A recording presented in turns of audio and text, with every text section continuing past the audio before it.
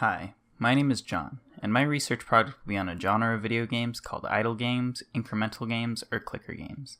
These games start out very simple. Most of them always start with you clicking on an object or an enemy to gain currency. You use that currency to buy upgrades, allowing you to gain more currency, but faster this time. This simple loop is what makes these games so addicting. These games start out as just clicking, but very quickly into them, you get to buy upgrades that borderline play the game themselves. Then you can buy upgrades for those upgrades, and even further on. Eventually, the upgrades start costing more and more money, and the amount of money you're gaining per upgrade stays the same. So there needs to be a solution to solve this problem, which is Ascension. Ascension is a common mechanic in these games, which let you fully restart at the beginning, but with an upgrade.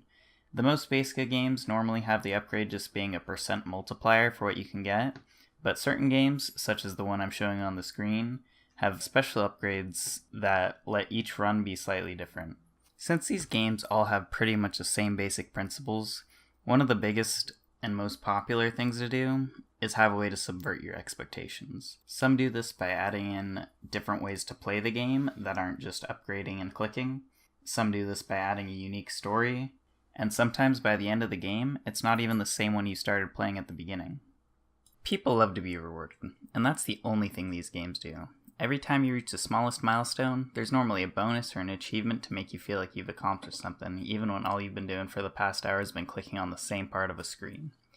So, why do people play these games? Since the actual game is nothing but clicking on an inanimate object, there has to be a reason. The biggest reason people play games like these is science. The games actually abuse how your mind works to make you keep wanting to play. Two of the biggest effects that cause this is the Zeigarnik effect and the Skinner box effect. A Skinner box, named after the man who created them, are used to prove that animals will repeatedly perform meaningless actions if they receive a reward for it. You can even see the glimpse of the effects with your own animals, like dogs rolling over for a treat. This effect is perfectly used in these type of games, with each reward normally making a small ding or given a notification saying that you did something. You got a reward for waiting. The second effect I want to talk about, the Zeigarnik effect, is based on the human's mind's want to complete things. A big idea of these games is that the ends are so far away or non-existent that there is almost no chance any sane person would finish them, and the Zeigarnik effect makes us more likely to remember and come back to unfinished projects. That means that every time you see that upgrade you could just make with 5 more minutes of progress, you want to reach it, even if it's meaningless, just because you can. Combining both these effects makes a barren video game extremely addicting.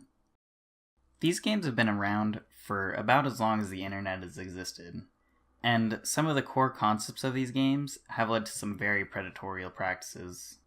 They were one of the first type of games to introduce microtransactions to progress faster. They created systems such as the stamina system in games like Clash of Clans or many popular mobile games.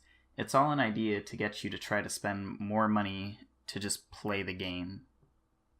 These games, just like with many popular mobile games, also suffer from a thing called the sunken time fallacy, where you spent so much time building up your base, your stats, that you pretty much force yourself to play a game that you might not even want to play anymore. Now that I've talked about what the games are, and the science behind how they work and get you to play them, let's talk about why you would play them, even knowing what they do. Games like these are relaxing. When you have so much work to do near the end of a semester, it's really nice just to feel rewarded for even the smallest actions. Another appeal of games like these is they don't require much time themselves. Most of the time when people play stuff like this, normally games like these aren't even the main point of your attention.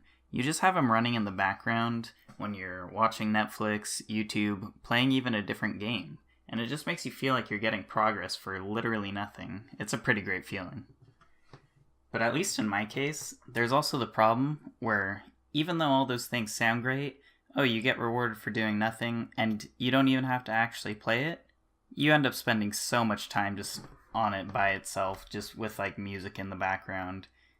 I know personally, I spent so much time recording footage for this project while Well, instead of doing anything important, I was just playing the game for hours on end, just clicking one cookie at a time.